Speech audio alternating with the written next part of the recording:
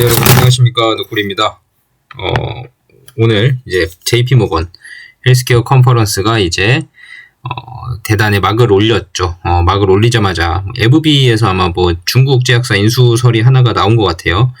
이런 식으로 인수설이 이제 하나 둘 나오기 시작을 할 겁니다. 과연 올해 JP모건 헬스케어 컨퍼런스에서는 어떤 약들이 인수에 많은 돈이 투여가 될지 한번 주의 있게 봐야 되는 거고요. 왜냐하면 이게 올 한 해의 트렌드거나 아니면 빅파마가 앞으로 향후에 이런 약들을 기대하고 있구나라는 거에 당연한 힌트를 제공해 주는 거기 때문에 상당히 기대가 되는 컨퍼런스입니다.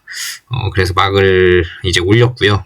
그래서 우리나라는 한창 이제 세론이 나오냐 마냐에 대한 논란이 뜨겁죠. 과연 이제 바이오 주식들의 조정이 있을지 아니면 상승세를 살짝의 눌림목을 지나온 다음에 바로 상승세를 이어갈지는 지켜봐야 할 대목인 것 같습니다. 같이 한번 지켜보시면서 재밌게 투자하시면 좋을 것 같고요.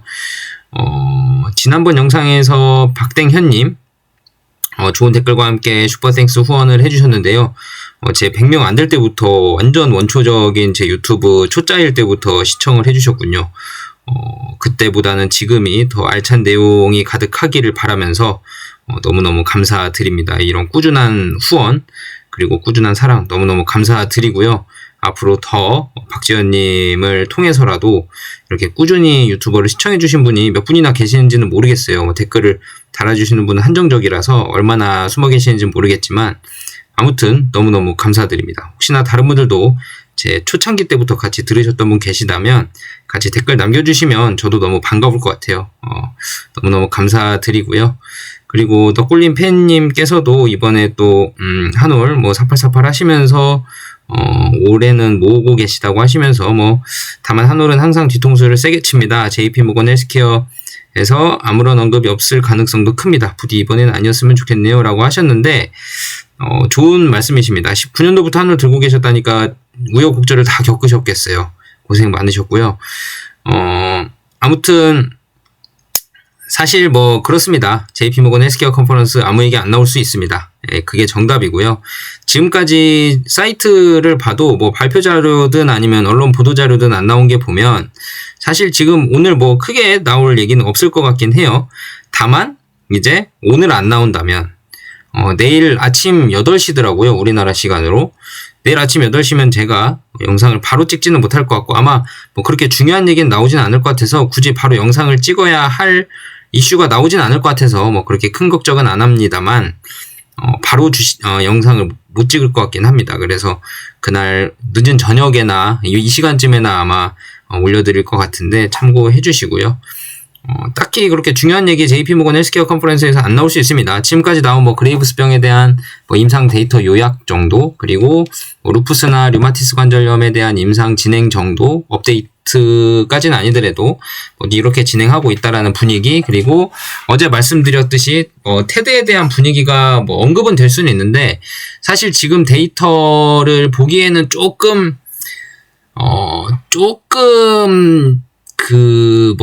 타이트한 시간이긴 해요. 임상이 마무리되고 지금 데이터를 다 확인하기에는 살짝 타이트한 시간이라서 1월 말쯤까지는 좀 나오지 않을까라는 생각을 좀 하고 있습니다. 그래서 오늘이나 내일 발표가 없다면 이제 하루하루 지나면서 이제 발표할 날은 점점 더 다가오는 게 되겠죠.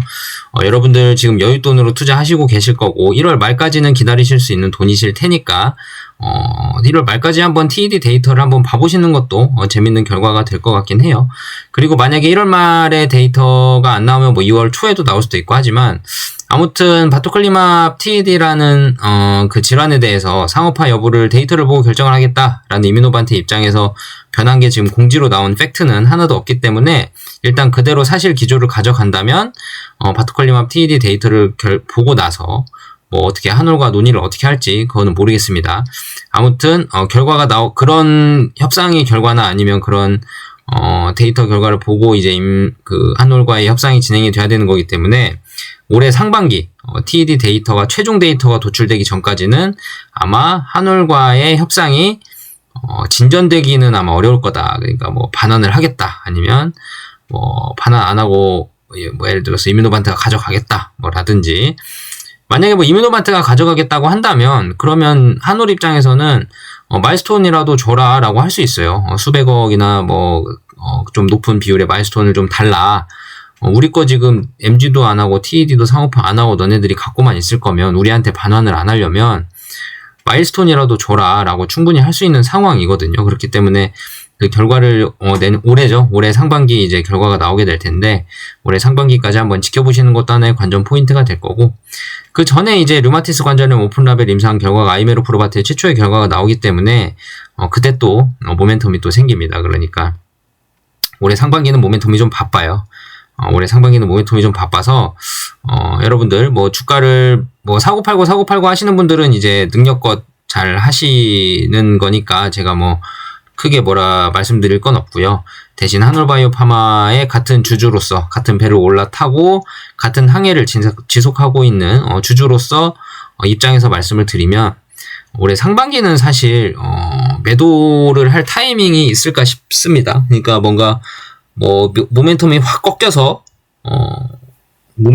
꺾여서 세론이다 뭐 이럴 타이밍이 나오려나 모르겠어요. 왜냐면 상반기에 모멘텀이 많고 하반기에도 뭐 루푸스다, 그리고 그 류마티스 관절염 임상 유효성 데이터, 탑라인 데이터가 또 하반기에 나오기 때문에 그 하반기도 기다려지는 거고요.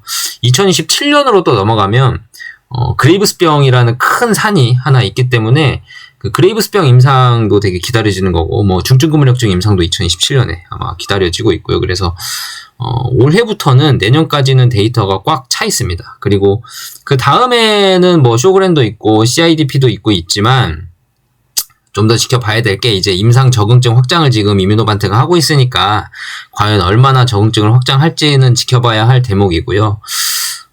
그래서 과연 한올바이오파마에 관련된 얘기를 이번 JP모건 헬스케어 컨퍼런스에서는 뭐 특별히 나올 것 같지는 않고, 나온다면 뭐 아까 말씀드린 대로 지난 과거의 자료들을 조금 다시 재설명하거나 리브리핑을 하는 그런 상황이 될 수도 있고요. 그거 외에는 뭐 바토콜리맙 TED에 대한 뭐 잘 됐다, 아니면 뭐 잘 되고 있다 라든지, 아니면 한올과 좋은 얘기가 오가고 있다 라는 식의 긍정적인 멘트들이 있다면은 한올 주가에도 긍정적인 영향을 미칠 수 있겠죠.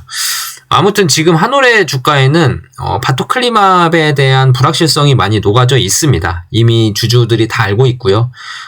다 알려진 불확실성은, 알려진 악재는 이제 더 이상 악재가 아니죠. 주가에서는 몰랐던 악재가 있어야 불확실성으로 녹아내면서 주가가 하락을 하고, 정말 그 악재가 실제로 터져서 뉴스화가 된다면 모두가 다 아는 악재는 더 이상 악재가 아닙니다. 그래서 이미 바토클리맙에 대한 그런 불확실성, 상업화를 하냐 안 하냐에 대한 불확실성은 이미 주가에 많이 녹아져 있기 때문에 상당히 주주들 입장에서는 그렇게 리스크가 크다고 보여지진 않고요. 근데 다만 이제 일반 투자자분들은 어떻게 생각할 수 있냐면, 바토클리맙 이거 도대체 어떻게 되는 거야, 좀 답답하죠. 그쵸? 결론도 안 나고 질질 끌고 몇 달 더 있어야 될 것 같고, 질질 끄는데 불안불안하고, 이게 상업화가 되느니 안 되느니, 반환이 되느니 안 되느니 확실히 딱 떨어지는 게 없으니까 너무 불안하잖아요. 그쵸? 그래서 지금 저만 느끼는 건지 모르겠는데, 요즘은 외국인 기관들이 물량을 어떻게 하면 가져갈지 좀 고민을 하고 있는 것 같고요. 개인 투자자분들은 좀 시간이 지남에 따라서 그런 등락이 좀 심했잖아요. 현기증을 느끼고 도망가는 투자자들도 좀 있는 것 같아요. 그래서 앞으로 향후에 더 멀리 가기 위해서는 한 번에 이런 조정 기간이 거치면서 수급이 과연 누가 따라 붙어주느냐, 장기 투자자의 수급이냐 아니면 단기 투자자들의 수급이냐가 중요한데, 그래도 좀 긍정적으로 장기 투자자들의 수급이 붙는 것 같아서 외국인 지분이 지금 5%대 중반 정도까지 올라왔을걸요. 지금 오늘 기준으로 보면 지금 5.3%네요. 제가 최고로 조금 봤을 때가 3.7% 뭐 이랬거든요. 그거에 비하면 5.3%면 지금 약 1.6% 정도 오른 거긴 하지만 그렇게 많이 올랐다고는 할 수 없죠. 하지만 외국인 지분이 꾸준히 상승을 하고 있는 분위기다라는 거를 알 수 있고, 그거를 어떻게 또 알 수 있냐면 이뮤노반트 주가를 통해서도 알 수 있어요. 이게 지금 다른 종목들은 비교군이 없거나 그런 뭔가 다른 제약 대형 빅파마들이 뭔가 라이센스 인을 막 하면서 우리나라 회사 중에서도 같은 계열의 약물들이나 같은 기전을 가진 약물들이 주목을 받고 주가가 막 올라간 회사들도 있을 거고 그런 것들이 있을 텐데 사실 글쎄요. JP모건 헬스케어 컨퍼런스에서 세론이 나오는 종목들은 그런 기대감에 대해 빅파마들의 응답이 없다면 세론이 충분히 나올 수 있는 상황이죠. 꾸준히 기대감을 올라왔고 빅파마가 이런 거 좋아했는데 얘도 가능성이 있을 거야 하고 JP모건 헬스케어 컨퍼런스만 보고 올라갔던 종목들은 충분히 세론이 나올 수 있습니다. 하지만 한올바이오파마는 어떨까요? 한올바이오파마는 입장이 좀 다르죠. 한올바이오파마는 이뮤노반트 주가 시가총액이라는 확실한 기준이 있습니다. 미국에서 평가받고 있고 북미와 유럽의 판권을 가진 이뮤노반트가 미국 주식시장에 상장해서 주식 가격 자체를 실시간으로 평가받고 있는 상황이기 때문에 이뮤노반트의 시가총액의 무빙이 곧 한올바이오파마 시가총액의 무빙과 방향성은 같다고 보시면 돼요. 물론 당일에 따라서 뭐 이뮤노반트는 오르고 한올은 떨어지고 뭐 이럴 수도 있고 이뮤노반트는 떨어지고 한올은 오르고 할 수도 있지만 그건 수급에 따라서 다른 거니까요. 그럴 수 있지만 방향성은 이뮤노반트와 같이 갈 수밖에 없는 한올의 운명이다. 그렇기 때문에 이뮤노반트가 세론이 나오지 않는 이상 한올은 세론이 나올 필요가 없죠. 그렇죠? 여러분들 국장에서는 세론이 답이다 하면서 한올을 막 이제 팔아제끼기 시작을 한다면 큰 오산입니다. 만약에 이뮤노반트도 같이 급락을 한다면 한올도 급락을 하는 게 맞겠죠. 그러면 세론이 나오는 게 맞겠죠. 하지만 이뮤노반트가 JP모건 헬스케어 컨퍼런스를 지나면서 급락이 나오지 않는데 한올이 급락이 나온다는 건 사실 어떻게 보면 아직 못 샀던 사람들의 기회가 되는 장일 수도 있고요. 오늘 알테오젠 같은 경우는 뭐 UBS에서 매도 리포트가 나왔었나 봐요. 지난번에도 뭐 세 번째인가요, 지금이? 계속 매도 리포트가 어떻게 UBS 창고에서만 나오고 있는데 과연 그게 팩트일지 아닐지는 모르겠습니다. 근데 자료를 보니까 뭐 2031년에 키투르다 큐렉스라 그러나요? 큐렉소라 그러나요? 그 매출이 뭐 10조 원이라고 잡혔다는데 뭐 그 평가한 기관이 있다는데 그게 맞는지 모르겠어요. 근데 매출이 10조 원이면 알테오젠이 갖고 가는 분량이 그렇게 많지는 않을 것 같긴 한데 아무튼 그거는 좀 지켜봐야 될 것 같습니다. 그건 저는 뭐 객관적인 알테오젠을 공부한 사람은 아니기 때문에 근데 아마 알테오젠의 그 플랫폼 가치가 상당히 좋은 회사는 맞는 것 같아요. SC정으로 변할 수 있다는 건 상당히 특허 방어력이나 아니면 제형 편의성 면에서 워낙 뛰어나기 때문에 저는 그만한 가치를 받을 필요가 있다라고 생각은 하는데 또 모르겠습니다. 주가의 장기적인 가치는 또 모르겠고 그건 정답이 없는 거니까요. 아무튼 이뮤노반트의 주가를 기준으로 한올바이오파마의 무빙은 방향성은 동일할 수밖에 없다. 그렇기 때문에 우리나라 국장이 세론이 다 나온다 그래서 만약에 한올도 세론이 나온다 그러면 그때는 만약 이뮤노반트와 방향성이 달라지게 된다면 상당히 좋은 기회가 또 한 번 올 수도 있다라는 생각이 좀 들고요. 그리고 올해부터는 모멘텀이 상당히 몰려있고 작년 한 해 동안 모멘텀이 진짜 없었거든요. 한올바이오파마가. 고생 많으셨습니다. 여러분들 작년 한 해 참으시느라고요. 잘 보유하시느라고 고생 많으셨던 분도 계실 거고요. 그 틈을 틈타 저와 같이 열심히 모았던 분도 계실 거고요. 그때 모으셨던 분은 지금 많은 수익을 누리고 계시겠죠. 저도 마찬가지고요. 아무튼 그렇게 진행이 되어가고 있는데 올해는 모멘텀이 참 많습니다. 그래서 올해는 아마 재밌는 한올바이오파마의 장을 구경할 수 있지 않을까라는 생각을 좀 짧게나마 해보고요.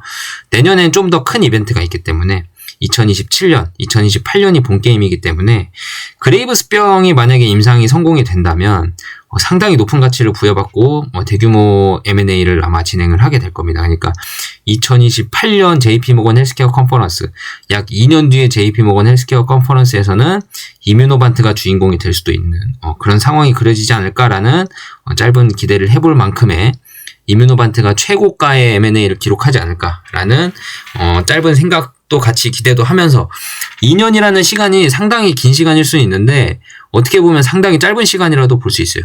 2년 뒤에 뭐 10배 갈 주식 찾아보세요 하면 여러분들 찾을 수 있을까요? 쉽지 않죠. 그쵸? 2년 만에 10배 갈 주식이 과연 얼마나 있겠습니까? 우리나라 국장에서요. 물론 많을 수도 있습니다. 장이 막 좋아져서 10배 가는 주식이 막 넘쳐날 수도 있어요. 그러면은 또 모르겠는데 지금 이런 비슷한 장이 아니면 평소와 똑같은 아니면 과거의 역사적인 주식장들을 볼 때 2년 만에 10배 간 거 상당히 많이 간 거거든요. 사람들이 차트로 볼 땐 짧게 보이지만 야, 이 회사 2년 만에 10배 갔어? 하면은 야, 다들 그러죠. 야, 10억 넣었으면 100억이네. 장난으로 이렇게 얘기하잖아요. 야, 1억 넣었으면 10억이네. 야, 5억만 넣었으면 50억이네. 막 이렇게 얘기를 하잖아요. 과연 그런 종목들이 실제로 우리가 들고 있을 만한 종목들이 뭐가 있을지 모르겠고, 보통 그리고 10배 가기 전에 다들 못 참고 팔아요. 네, 그래서 10배를 다 못 먹는 거고. 그렇기 때문에 공부는 필수고, 근데 지금 한올바이오파마는 우리가 열심히 공부를 하고 있잖아요. 그리고 만약에 2년 뒤 JP모건 헬스케어 컨퍼런스 전에 그레비우스병 데이터가 나와서 긍정적으로 도출이 되고 JP모건 헬스케어 컨퍼런스에서 뭔가 대규모 빅딜이 일어난다고 한다면 그 세월은 우리가 충분히 10배를 먹을 만큼 기다릴 수 있죠. 왜냐면 우리는 가치 산정을 하면서 같이 가고 있으니까. 이 정도 가치가 적정한 가치입니다. 라고 기다리고 있으면서 가고 있기 때문에 10배를 충분히 먹을 수 있습니다. 그리고 더 좋은 게 이뮤노반트라는 시가총액에 대한 가치 계산이 어느 정도 되기 때문에 훨씬 더 버틸 수 있는 힘이 더 되죠. 이뮤노반트 시가총액에 나누기 2만 딱 때려서 나누기 2만 딱 때리면 한올바이오파마 적정 시가총액이라고 그 언저리다라고 생각을 하면 되는데, 그보다 더 높다라고 생각하는 것보단 그보다 조금 낮은 수준이라고 좀 생각하는 게 더 맞을 것 같고, 그보다 좀 낮은 수준이라고 생각을 한다면 지금 기준으로는 약 한 3조 7천억 원에서 8천억 원 정도가 돼야 되는데, 그거보다 좀 낮은 기준이면 3조 5천억 원 정도는 돼야 되는데, 지금 이뮤노반트 시가총액은 한올바이오파마 시가총액은 약 2조 7천억 원 수준이기 때문에 아직도 한참 남았습니다. 적정가치 가려면. 근데도 못 가고 있는 건 지금 뭔가 바토클리맙으로 인한 불확실성이 한올에 잔뜩 껴있는 건데, 그 바토클리맙에 대한 불확실성이 껴있더라도 지금 이미 주가는 불확실성을 이미 다 알고 있습니다. 알고 있기 때문에 더 이상의 악재가 아닙니다. 머금고 잘 가고 있고요. 그리고 한올 입장에서 보면요, 잘 생각해보면 바토클리맙을 반환을 하든 말든 사실 그렇게 큰 상관이 없는 게, 바토클리맙 반환 안 하면 만약에 TED 성공을 했어요. 뭐 실패하면 뭐 얘기할 것도 없고요. TED 성공을 했어요. 성공을 했으면, 만약에 실패 먼저 얘기합시다. TED 실패를 하면 그냥 버리면 돼요. 바토클리맙 가치를. 그럼 아이메로프로바트로 온전히 옮겨가거든요. 그렇다 그래서 이뮤노반트 시가총액이 많이 떨어질까요? 그렇지도 않아요. 이뮤노반트 시가총액은 이미 바토클리맙은 넘겨잡고 아이메로프로바트 시가총액을 가려고 달리고 있습니다. 그런 상황이라서 이뮤노반트는 바토클리맙의 가치를 좀 빼더라도, 거품을 좀 빼더라도 사실 많이 꺼지진 않을 거고요. 오히려 불확실성 해소라고 하면서 그 물량들 좀 해소하고 나면 다시 우상향으로 그릴 가능성이 훨씬 높습니다. 왜냐면 아이메로프로바트의 가치를 반영을 해야 되기 때문이죠. 한올은 어떻게 될까요? 이뮤노반트 따라간다 그랬잖아요. 그쵸? 한올만 바토클리맙 빠졌다 그래서 계속 떨어지고 이뮤노반트는 다시 오르고 이럴 수가 없습니다. 이뮤노반트가 올라가면 한올도 다시 올라갈 겁니다. 그렇기 때문에 한올바이오파마의 가치가 바토클리맙이 빠진다고 해도 전혀 그렇게 크게 뭐 조금의 차익 실현이나 아니면 뭔가 그 실망 매물이 나올 수는 있죠. 아무튼 그 세월은 있을 수는 있지만 이미 한번 때려 맞은 것도 있고, 지난 12 사태 때 때려 맞은 것도 한 번 있고, 그 이후에 이제 조금 기대감으로 다시 올라오고 있는데, 이미 주가는 한번 때려 맞고 그 실망감을 머금고 있기 때문에 또 한 번의 비슷한 내용이 나온다면 악재로 반영을 거의 안 할 겁니다. 오히려 다음 건 뭐지? 라는 다음 거에 주목을 하는, 아이메로프로바트지? 기대감 높지? 하면서 다시 반영할 수 있는 뭔가 불확실성 해소다, 차라리 잘 됐다라고 할 수도 있고요. 실패를 한다면 그런 경우고요. 실패를 안 하고 만약에 TED가 성공을 한다면, 그런데도 반환을 안 한다. 그러면 한올 입장에서는 이뮤노반트에 우리 마일스톤이라도 줘. 너네 성공하고 왜 상업화 안 해? 마일스톤이라도 줘. 우리 매출에 따른 로열티 그거 너네가 안 하면 전략적인 선택이라고 하고 인정할게. 아이메로프로바트에서 어차피 우리는 회수하면 되니까 아이메로프로바트로 다 팔 거니까 그것도 계약이 다 포함되어 있으니까 상관없어요. 그렇기 때문에 매출에 대한 로열티는 나중에 받을게. 일단 나중에 매출이 진짜로 일어나면 그때 로열티 받아도 상관없으니까 마일스톤이라도 줘. 너네 성공 다 했는데 이 좋은 약물을 성공 다 해놓고 너네가 상업화 안 했잖아. 마일스톤이라도 줘 하면 이뮤노반트 입장에서는 우린 마일스톤도 안 주고 짤 거야. 우린 입 싹 닫을 거야. 라고는 안 하겠죠. 그렇죠? 파트너십 관계가 있는데.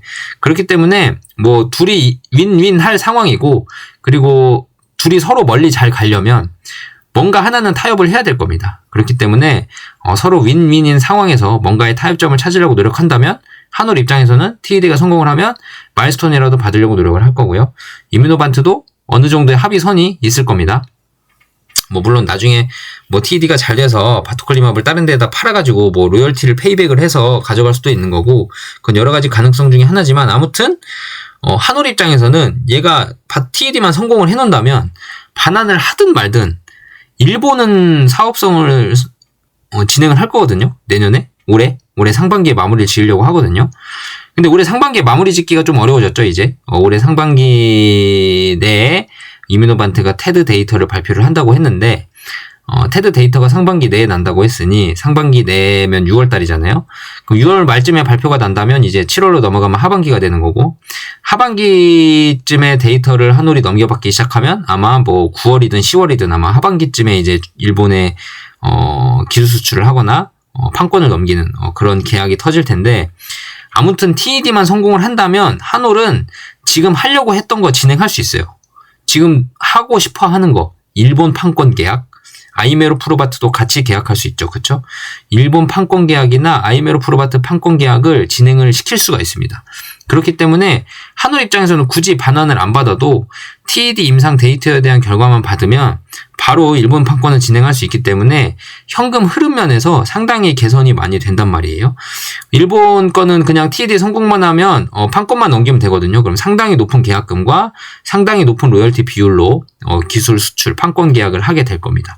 그러면 당장에 2026년에 계약을 하면 2027년부터 또 현금 흐름이 생기고요. 그럼 한올바이오파마의 기업 가치에 상당히 도움이 되겠죠.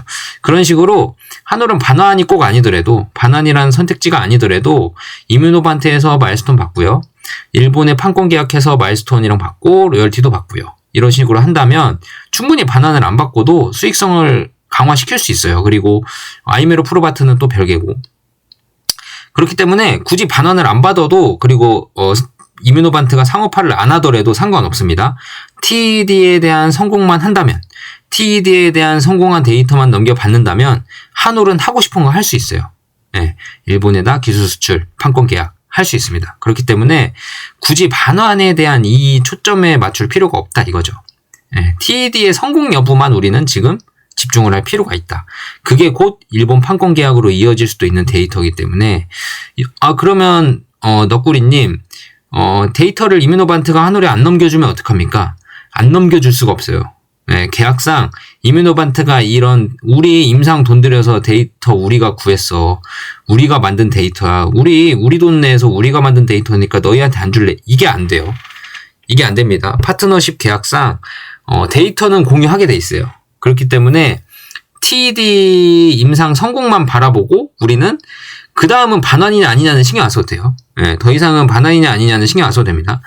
TED가 성공하면 일본으로 바로 가서 판권 계약하고 한올 만에 장사를 시작을 할 수 있는 거고요. 물론 북미에 대한 TED 장사를 못하는 거는 이뮤노반트가 상업화를 포기하면 이제 그 정도는 한올이 나서진 못하겠죠. 대신 마일스톤이라도 줘 하고 마일스톤이라도 받을 수 있고 이런 계약을 체결할 수 있기 때문에 이뮤노반트도 충분히 한올의 손해를 알고 있어요. 예. MG 때부터 중증근무력증 상업화 안 한다고 발표했었잖아요. 그때부터 한올이 겪은 하락, 시가총액의 하락, 그 다음에 3상을 성공했음에도 BLA를 제출하지 않아서 못 받았던 마일스톤, 그리고 BLA 통과를 할 수 있음에도 상업화를 안 해서 매출이 안 일어나서 못 받은 로열티들, 그런 것들 때문에 이뮤노반트의 판단 때문에 한올이 손해본 걸 이뮤노반트도 알고 있습니다. 그렇기 때문에 한올에 대한 주장도 이뮤노반트가 이해는 할 거예요. 파트너사 입장에서 이해는 충분히 할 겁니다. 그래서 이뮤노반트도 어쨌든 수익화가 돼야 되는 회사고 돈이 들어오면 좋은 회사이기 때문에 돈이 싫어하는 회사 없죠. 그렇기 때문에 뭔가 한올과 시너지 효과를 잘 내고 서로 파트너십 관계도 무너지지 않고 서로 돈이 될 수 있는 계약을 어떻게 해서든 찾아낼 겁니다. 찾아내서 수많은 경우의 수가 있겠죠. 그게 당장에 이번 달 안에 끝날 거냐? 전혀 그럴 수가 없어요. 일단 TED 데이터가 나와야 되기 때문에 올해 6월까지는 질질 끌고 갈 겁니다. 그때까지 과연 주주님들이 얼마나 한올바이오파마의 이 바토클리맙에 대한 불확실성에 몰두하지 않고 다음 투자 포인트인 아이메로프로바트로 집중을 하느냐에 따라서 내가 주식을 들고 갈 수 있는 시간이 아마 길어질 겁니다. 자꾸 바토클리맙 TED, 바토클리맙 TED 제가 워낙 말씀을 많이 드리는 거일 수도 있는데 사실 제가 말씀드리는 거는 이제 바토클리맙을 생각하자가 아니고 이제 아이메로프로바트에만 집중을 좀 더 해보자라는 식을 설명을 해드리기 위해서 자꾸 바토클리맙 얘기가 나오는 건데 바토클리맙 TED라는 거에 결과에만 임상 데이터 결과에만 좀 집중을 해야 될 때지 그거를 반원하냐 마냐에 집중을 할 때가 지금은 아니라는 거죠. 무슨 말씀이신지 아시겠죠? 바토클리맙 TED만 성공을 한다면 한올은 하고 싶은 거 다 할 수 있어요. 일본 판권 계약 할 수 있고요. 다 할 수 있습니다. 그러면 당장의 2027년부터는 현금 흐름이 좋아질 거예요. 그렇기 때문에 바토클리맙 TED를 성공했다. 반환할 거냐 말 거냐가 아니고 바토클리맙 TED 성공했다? 오케이. 그러면 한올바이오파마는 일본에서 하고 싶은 거 할 수 있겠네 라고 넘어가고 그 다음은 뭐지? 아이메로프로바트지? 이렇게 가야 되지 바토클리맙 TED 성공했네. 반환하냐 마냐 이것까지 넘어갈 필요 없다는 겁니다. 여러분들 아시겠죠? 한올 입장에서는 TED만 성공을 한다면 하고 싶은 거 다 할 수 있습니다. 여러분들 꼭 명심하시고 이제부터는 투자 포인트가 어디로 가야 되냐? 지금 JP모건 헬스케어 막이 열렸잖아요. 한올바이오파마, 이뮤노반트 별 내용 없을 수 있습니다. 1월달 안에 TED 첫 번째 임상 데이터 결과를 한올과 공유를 할 수도 있지만 꼭 JP모건 헬스케어 컨퍼런스에서 공유하라는 법도 없고요. 1월 말이 딱 정해지리라는 법도 없고 2월 초가 될 수도 있습니다. 아무튼 제가 그 시점이 언젠지는 딱 때려 맞추진 못하겠지만 전 점쟁이가 아니니까 못하겠지만 충분히 홀딩할 수 있는 사유가 있고요. 그리고 올해 상반기까지는 모멘텀이 그것뿐만이 아니고 이제는 아이메로프로바트를 봐야 됩니다. 아이메로프로바트를 보고 투자 포인트를 살짝 옮겨 잡으셔야 여러분들 2027년 8년까지 열심히 잘 모으실 수도 있고 꾸준히 잘 들고 가실 수도 있을 거예요. 내가 바토클리맙 반환하냐 마냐에 집중하는 순간 나의 투자 포인트가 그쪽으로 가는 순간 상당히 많이 주가 방향성에 따라서 많이 흔들리시게 될 겁니다. 그러니까 지금은 바토클리맙 반환 이슈는 좀 있고요. 일단 첫 번째 TED 성공이냐 안 성공이냐. TED 성공이면 한올 일본에서 하고 싶은 거 다 할 수 있습니다. 그러니까 걱정하지 마시고 TED 성공이냐 아니냐를 첫 번째 그걸로 보시고요. 두 번째는 이제 아이메로프로바트, 류마티스 관절염, 오픈라벨 이렇게 넘어가셔야 됩니다. 바토클리맙 반환하냐 마냐는 아예 투자 포인트에서 빼버리세요. 빼버리시고 TED 성공하냐 마냐 첫 번째, 그 다음에 두 번째는 류마티스 관절염, 아이메로프로바트 임상, 그 다음에 세 번째는 TED 상반기 데이터 그거 성공하냐 안 하냐 똑같죠. 아무튼 그거 집중하시고 그 다음에 류마티스 오픈라벨이 아닌 진짜 유효성 데이터까지 올해 볼 수 있고 그 다음에 루푸스 그 개념 임상까지도 임상 이상 결과까지도 올해 이제 모멘텀이 이렇게 쭉 예정돼 있으니까 바토클리맙 TED 성공이냐 실패냐랑 아이메로프로바트 가치 이 두 개만 보시면 돼요. 반환이냐 아니냐는 이제 기업 가치에서 빼버리세요. 여러분들 투자 포인트에서 빼버리시면 됩니다. 오늘은 좀 이 말씀을 드리고 싶었어요. 지금 이 시간까지 뭐 발표 자료든 뭐든 이게 안 올라온 거 보면 그렇게 큰 얘기가 나올 것 같지는 않고 뭐 대규모 딜이 나올 가능성은 전무하고요. 2028년에 주인공이 되면 모를까. 올해랑 내년은 JP모건 헬스케어에서 주인공이 되기에는 조금 이를 수 있습니다. 내년은 조금 이제 좀 주인공이 될 만한 뉘앙스가 있는 게 류마티스 관절염, 아이메로프로바트 임상 데이터 그 탑라인 결과가 올해 나오기 때문에 만약에 이게 정말 고무적인 결과가 나와서 데이터가 좋다면 내년의 주인공은 이뮤노반트가 또 될 수도 있어요. 이 류마티스 시장이 워낙 크기 때문에 그리고 대형 제약사에서 많이 눈독 들이는 시장이기 때문에 상당히 중요한 데이터가 될 수도 있고요. 그리고 요즘 제가 느끼는 것 중에 하나가 뭐냐면 아제넥스 주가가 좀 수상합니다. 이 아제넥스 주가가 TED를 실패하고요. 그 다음에 천포창도 실패를 했죠. MG랑 CIDP 말고는 딱히 그렇게 크게 성공하고 있는 약이 없어요. FcRn 저해제에서. 개념 입증 임상은 많이들 성공을 하는데 존슨앤존슨이 지금 엊그제 SLE 루푸스 전신 홍반성 루푸스의 임상 이상을 성공을 했죠. 존슨앤존슨은 자꾸 성공을 해 나가고 있는데 아제넥스는 자꾸 실패를 해 나가고 있습니다. 존슨앤존슨이 자꾸 성공해 나가고 있다는 건 아제넥스보다 IgG 감소 농도가 좀 더 높고 하기 때문에 효능이 더 좋기 때문에 성공을 하는 거잖아요.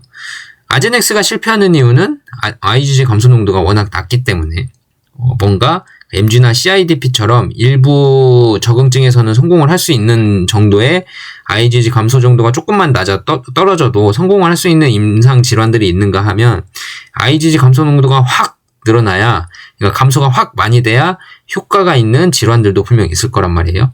그런 질환들에서 아제넥스는 실패를 하고 있고요. 존슨앤존슨은 성공을 하고 있습니다. 그 말은 FcRn 저해제가 꼭 실패만 하는 약물은 아니고 성공을 할 수 있는 요건은 있는데 그건 존슨앤존슨이 갖추고 있고 아제넥스는 못 갖추고 있다. 이 차이거든요. 아제넥스 주가가 지금 실적 발표를 하고 실적 발표에 부합한 정도의 실적 발표가 나오고 어닝 서프라이즈가 아니고 그냥 부합한, 예상치에 부합한 정도의 실적 발표가 나오고 나서 오늘 좀 더 하락을 보이고 있거든요. 아제넥스에 대한 기대감이 사실 많이 꺾이고 있다 이거죠. 지금 시장성이. 그에 반해서 이뮤노반트는 지금 조정을 좀 보이고 있긴 하지만 방향성이 꺾인 주가의 그래프에 방향성이 꺾인 느낌은 아니거든요. 그러니까 뭔가 조정이 이어지고 있고 횡보를 해가고 있는 상황이긴 하지만 얘가 지금 방향성이 확 꺾였다라고 보기에는 지금 그렇게 보이지는 않죠. 누가 보더라도. 제가 요즘 주시하고 있는 건 그겁니다. 아제넥스의 주가 하락. 아제넥스의 주가 하락이 의미하는 건 뭐냐면 이뮤노반트의 주가 상승을 의미하는 걸 수밖에 없는 게, 아제넥스의 주가 하락은 FcRn 저해제에서 아제넥스는 지금 이제 효능이 많이 작구나라는 걸 시장이 인정하게 되면 그럼 효능이 높은 건 뭔데? 라고 이렇게 찾아가게 되잖아요. 시장성이 좁아진 건 아니니까, FcRn 저해제는 자꾸 커지고 있으니까 효능이 좋은 건 뭔데? 하면 이뮤노반트 올해 모멘텀 맞네? 이뮤노반트 IgG 감소 농도 최고네? 편의성도 좋네? 이제 곧 임상 데이터 결과 나오기 시작하네? 그럼 이뮤노반트가 아제넥스보다 더 수익 날 게 많을 수 있겠다 하고 이제 갈아타는 명분이 충분히 되지 않을까 싶어요. 그래서 서로의 방향성이 좀 지금 갈리고 있는 분위기 아닌가. 이제 막 서로의 방향성이 갈리기 시작한 초입 아닌가라는 생각이 좀 들 정도로 아제넥스의 하락폭이 좀 이제 의심스러운 수준이고, 이뮤노반트의 상승에 대한 이런 분위기는 사실 확실하기보다는 뭔가 아이메로프로바트를 기대할 때가 됐다라는 분위기를 점점 내비치고 있는 거 아닌가 싶습니다. 그래서 이뮤노반트가 보면 과거의 저점일 때 막 12달러, 13달러, 16달러 막 이럴 때보다는 거래량이 상당 평균적인 거래량이 많이 늘어난 추세고요. 손바뀜이 많이 일어난 것 같기도 해요. 그래서 여러분들 한번 재미삼아 아제넥스와 이뮤노반트 주가의 방향을 좀 비교해 보시는 것도 투자의 재미를 느끼는 거에 하나의 획을 또 장식하지 않을까 싶습니다. 오늘 영상은 제가 이것으로 마무리를 하겠습니다. 다시 한번 말씀드리지만 바토클리맙 반환이냐 아니냐를 포인트로 잡으시면 안 돼요. TED 임상이 바토클리맙으로 성공이냐 아니냐, 여기까지만 1차원적으로 여기까지만 생각을 하시고, 성공이면 한올은 하고 싶은 거 다 할 수 있다. 일본 하던 거 할 수 있다. 바토클리맙 일본 상업화도 하고 아이메로프로바트도 같이 일본 판권도 누군가한테 같이 넘기고, 그래서 큰 계약을 이뤄낼 수 있다. 그러니까 1차원적인 생각만 하자. TED가 성공이냐 실패냐 여기에만 좀 집중을 하고, 그 다음 투자 포인트는 또 바토클리맙 반환이 아니고 아이메로프로바트다. 아이메로프로바트에 대한 기대감으로, 아니면 아이메로프로바트에 대한 데이터에 집중을 좀 해보자. 여기까지입니다. 바토클리맙 반환을 왜 하는지에 대해서 질문해 주신 분이 있는데, 이분은 좀 그러니까 한올바이오파마 주주가 되신 지 얼마 안 되신 분일 것 같긴 해요. 바토클리맙 반환을 왜 하려고 하는 거냐면요, 이뮤노반트가 바토클리맙 약이 안 좋아서 반환을 하는 게 아니고요, 약은 좋은 약물인데 부작용이 좀 있어서 임상 성공까지는 했습니다. MG 중증근무력증은 임상 성공까지는 했는데 TED라는 질환에서 임상 성공을 하냐 마냐를 지금 데이터를 기다리고 있는 중이고요. 그리고 아이메로프로바트라는 2세대 약물이 더 좋기 때문에 지금 이뮤노반트에 들어가 있는 돈, 경제적인 자원은 한정적이기 때문에 이뮤노반트 입장에서는 바토클리맙을 상업화를 하려면 얘네가 상업화에 또 수많은 돈을 또 투입해야 되기 때문에 상당히 그 제한된 자원 안에서 해결할 수 있는 폭이 좁아요. 그렇기 때문에 바토클리맙을 TED 임상이 성공을 하고 나서 판단을 하겠다는 게, 성공을 하고 나서 데이터를 보고 상업화를 할 만큼의 충분한 데이터가 나온다면 그때 가서는 이제 어떤 결정을 할지 모르겠고요. 만약에 그 정도의 데이터가 아니고 좀 애매하다면 한올한테 넘기겠다. 그리고 우리는 아이메로 프로바트에 집중하겠다. 이런 겁니다.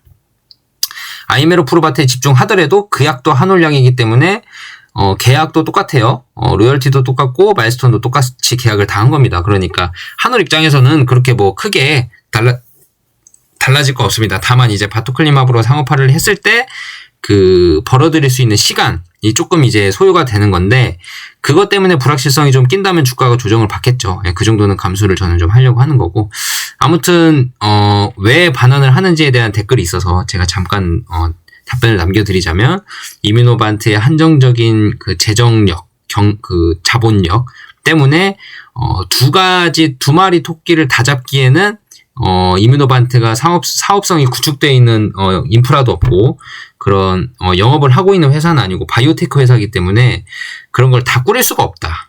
한정된 경제적 자원으로는. 그렇기 때문에 아이메로 프로바트에 집중을 하려고 하다 보니까 바토클리마브에 대한 판권을 어떻게 할지에 대한 논의를 한올과 시작하는 단계다. 그렇게만 알고 계시면 될 것 같습니다. 답변이 됐을지 모르겠습니다. 아무튼 이해를 좀 해주셨으면 좋겠고요. 이번 영상은 이렇게 마무리를 하겠고요. 내일 또 영상으로 찾아뵐게요. 일단 내일 아침 8시에 저는 실시간으로 한번 최대한 그 방송을 들어보려고 하고 특별한 이슈가 거의 없을 것 같긴 한데 내일 저녁은 JP모건 헬스케어 컨퍼런스에서 나온 내용에 대해서 내일 저녁 늦게 이 시간쯤에서 방송을 찍고 늦은 밤에 올려드리도록 하겠습니다. 늦은 밤 감사드리고요. 구독, 좋아요 안 눌러주신 분들 꼭꼭 눌러주시고 댓글 편하게 달아주십시오. 그리고 질문 있으신 분들은 질문하셔도 되고요. 그리고 박재현님 다시 한번 슈퍼땡스 너무너무 감사드립니다. 앞으로 잘 부탁드리겠습니다. 여러분들 편안한 밤 되시고 내일 다시 뵐게요. 감사합니다.